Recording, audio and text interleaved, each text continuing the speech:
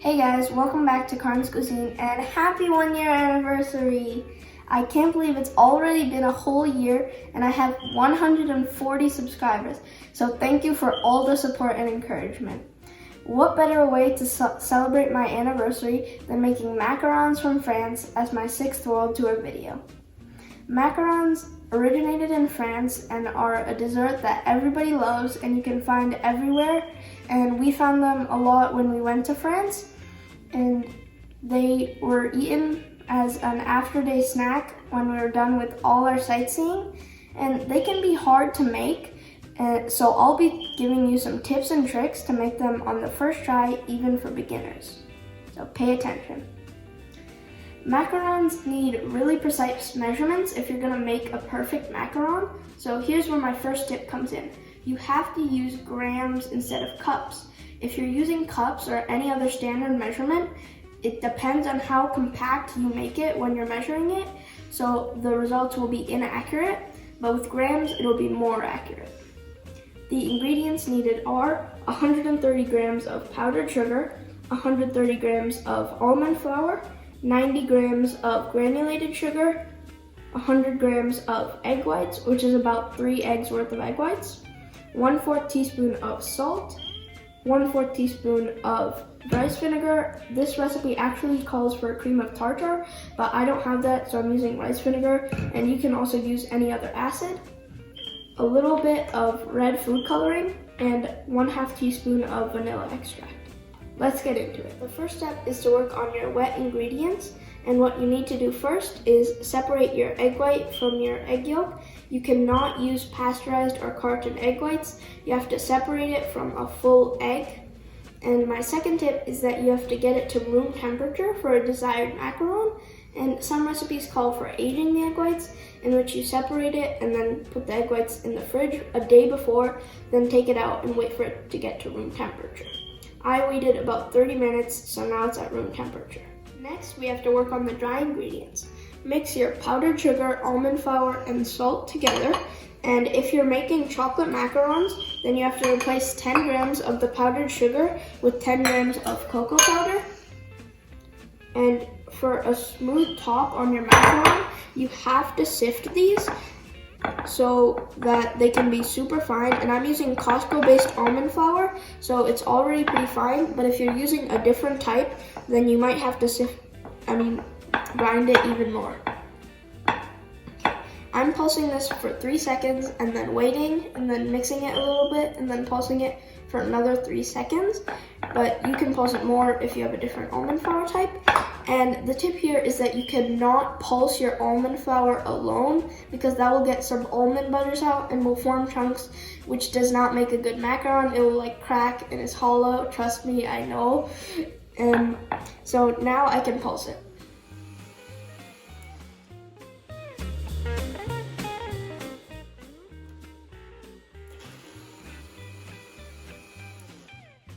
I've already pulsed my dry ingredients, and now the next step is to sift them to remove any chunks that are still there. And sorry I misspoke earlier, I said sift, but I really meant grind or pulse. And just put it in.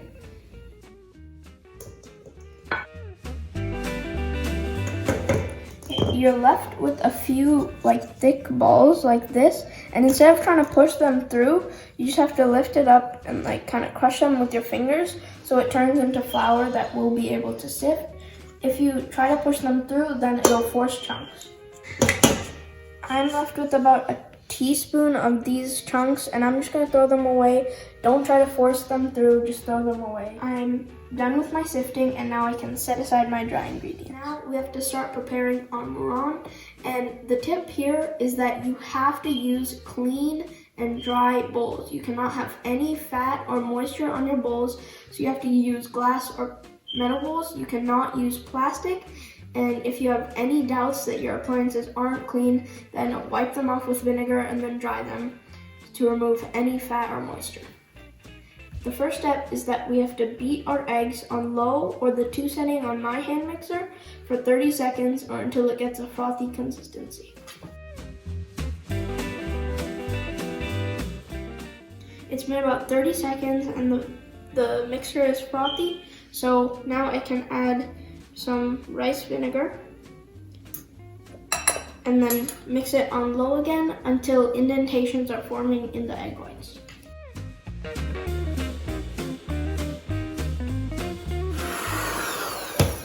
Since we can see indentations forming, we have to move on to the next step, which is adding the sugar.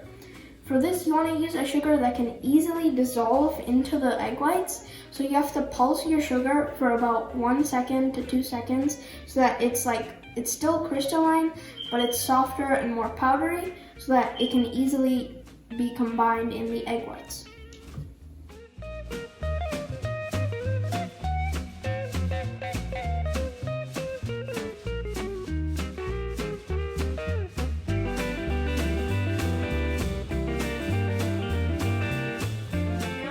Sugar is mixed in and dissolved, so I can move to medium, which is the 4 setting, and then mix it for about another 30 seconds.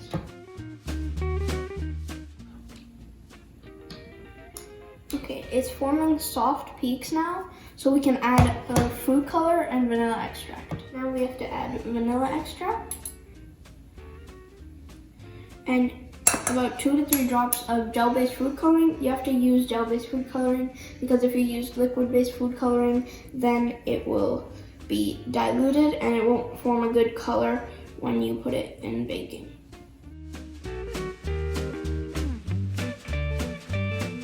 I whisked it for another 30 seconds after putting the food coloring in, and now that the meringue is getting a little bit harder, I can whisk it on high in 15-second intervals until we reach stiff peaks.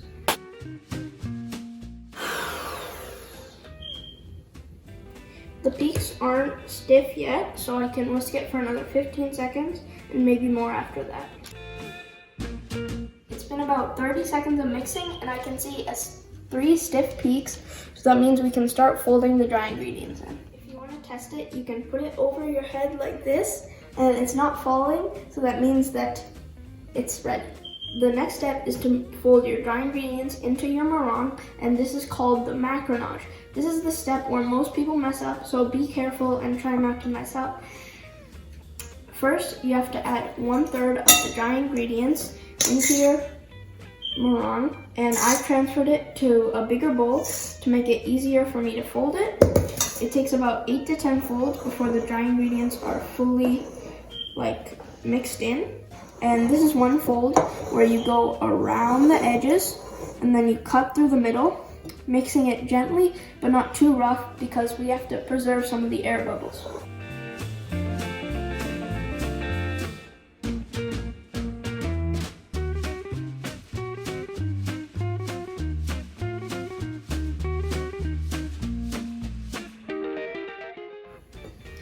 Now mix some more in.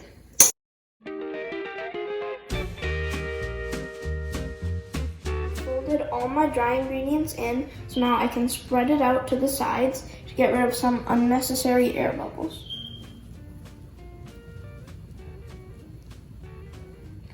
Now we start folding again.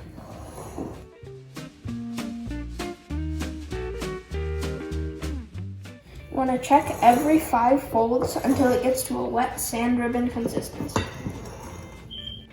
Now you can see that it's not falling down consistently, it's kind of dripping, but we want it to flow down.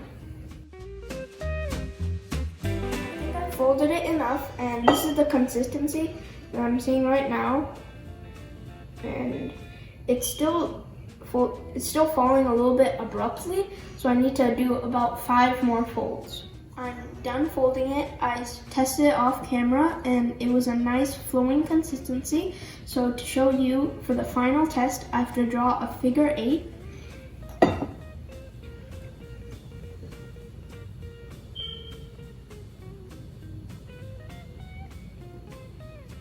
Okay, it worked. So now I can stop folding. If I keep folding, it'll get overmixed, which is not good. Now we have to transfer it to a piping bag so we can pipe it out. Baking, you have to use parchment paper and not a silicone mat like some recipes say, because a silicone mat doesn't give heat to the bottom of your macarons, which will prevent feet from growing. And since I do have a silicone mat, I've traced a template onto the parchment paper with pencil so that I can make some evenly sized macarons. And I put the pencil side down so no graphite gets on my macarons. And another tip here is that you have to put some macaron batter on the corners and edges so that the parchment paper sticks and it doesn't move around when you're baking. So now I can pipe it. You want to hold your piping bag at a vertical angle, drop about an inch size dollop, turn it, lift it, then move to the next one. Now, once you've done the dollop, remove the pressure and then turn it.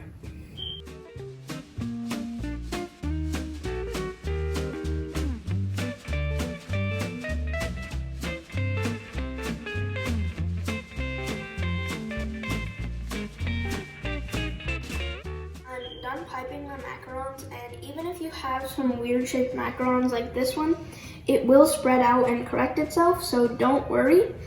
And now we can hit it against the ground to remove any unneeded air bubbles. And if there are some that come to the surface, then just pop it with a skewer or anything sharp.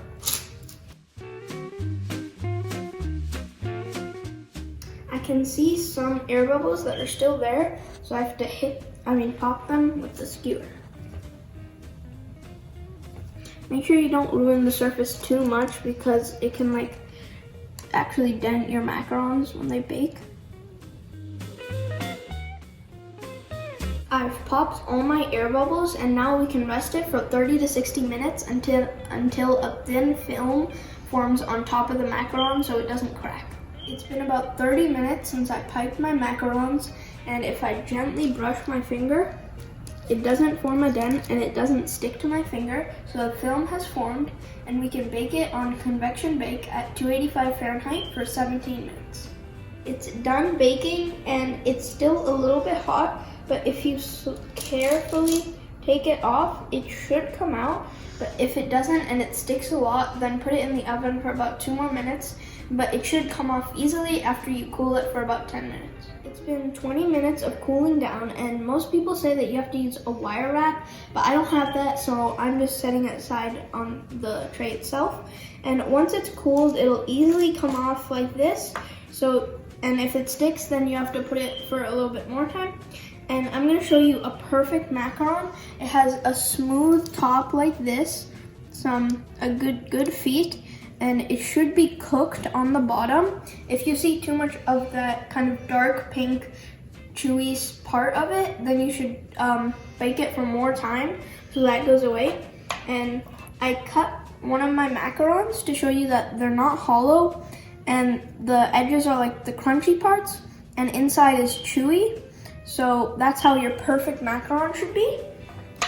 And now that it's cooled down, I can pipe my fillings onto it, and you have to make sure that it's cool before you pipe your filling. Now it's time to pipe the filling in. When you pipe it, you just want to do the same way as the macarons, but except it's a smaller dollop.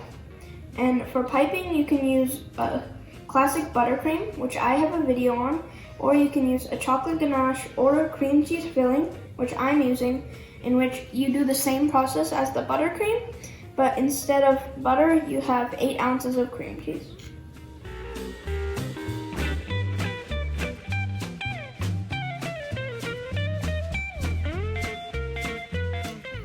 You've finished all the work in making a macaron, but now comes the hardest part. You have to wait 24 hours before you can taste these delicious macarons. You have to put it in the fridge in an airtight container while you watch as the hours pass, tempted to take one. And after 24 hours, it'll be so tasty and the flavors will merge properly. So I think that it's worth the wait. I just couldn't wait the 24 hours. So I'm gonna be eating some of the macarons that I made yesterday, which have already rested the 24 hours. So I'm just eat one of these.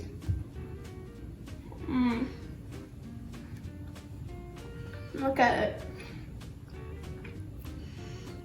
So delicious. It's like crunchy on the outside and chewy on the inside, just like a perfect macaron. And the cream cheese filling almost makes it taste like a cheesecake macaron. So good. I really recommend trying this recipe. Like and subscribe, and stay tuned for my next world tour video.